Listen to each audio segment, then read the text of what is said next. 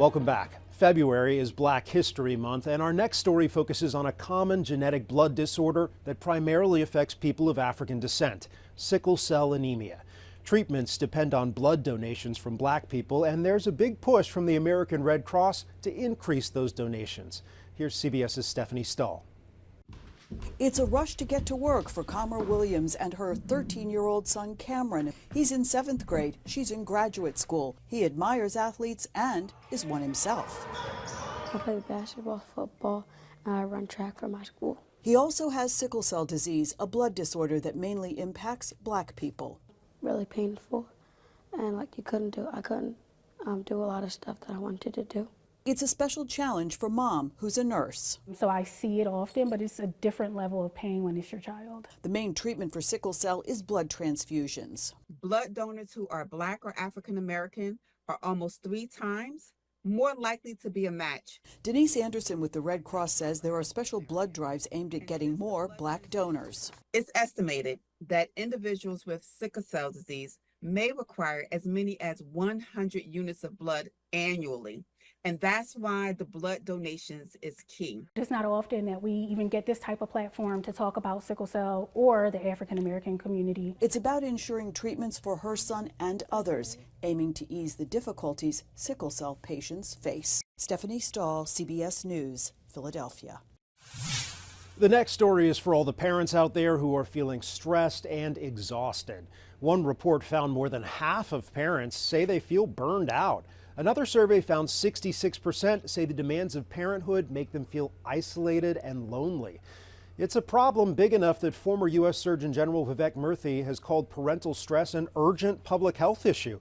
Grace Bastidas, the editor-in-chief at Parents, joined the CBS Mornings Plus team to offer some tips to prevent burnout.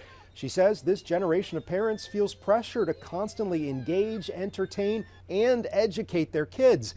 And then they often feel they aren't parenting the right way or enough, a feeling that's fueled by social media and some parents whose posts are perhaps idealized. She recommends if you have a partner sharing the mental load. That includes divvying up responsibilities, creating a shared family calendar, and not being afraid to use the word no. It's no to everything. You have to weigh what you can do, what's realistic. If they're asking you to bring in cupcakes, don't make them from scratch. No. Go buy them. You can say no. You can find different ways and you can outsource certain things. So it's just kind of being in the moment, not feeling that pressure or that guilt that you should be doing X, Y, or Z.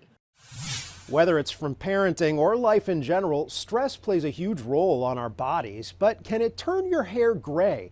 That's what many have long assumed. CBS's Jeff Wagner got to the root of that question. Like a blanket of snow in February, a topping of white is inevitable from the landscape to our heads. It was kind of an overnight thing where it really went gray on me, so that was kind of a shock. When did you start to notice you had some gray hair? I think when my son became a toddler. There's a correlation there, maybe? I think so. For most of us, yeah, it's sort of just gonna happen. Dr. Sarah Hilwa is a dermatologist with Hennepin Healthcare. Why does hair turn gray? Well, gray hair is part of the normal aging process, and it basically is when the pigment, like we have pigment in our skin, we have pigment in our hair, we lose the pigment cells and pigment granules. Pigment gives our hair color. We lose it as we age, turning hair gray and eventually white, which is our hair's natural color without pigment. Is there a typical age range when it starts? So in people of European ancestry, it starts earlier, so usually in the mid-30s. I think I was about 35 when it really started to come in. People of African ancestry is usually in the mid-40s. People of Asian ancestry, it's usually somewhere in between. Do you think there's other factors that can speed it up or make it happen sooner? I'm sure there is. I've heard that stress can do it. I don't know if that's true or not, but I think so.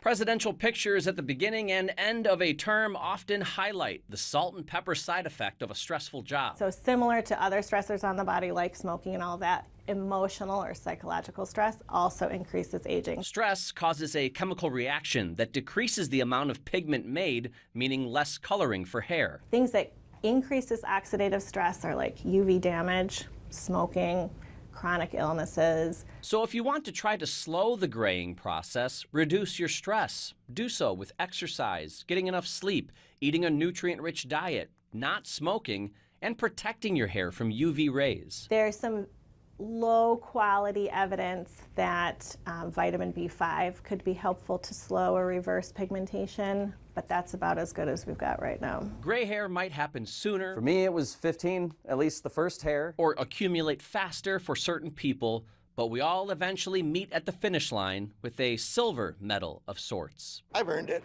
Yeah, exactly. That's a good way to put it. You've earned it. Good for you. Jeff Wagner, CBS News, Minneapolis. Coming up, a Massachusetts teenager who got CPR in a time of need is now paying it forward. And a Tennessee woman helps her former high school teacher become a mother.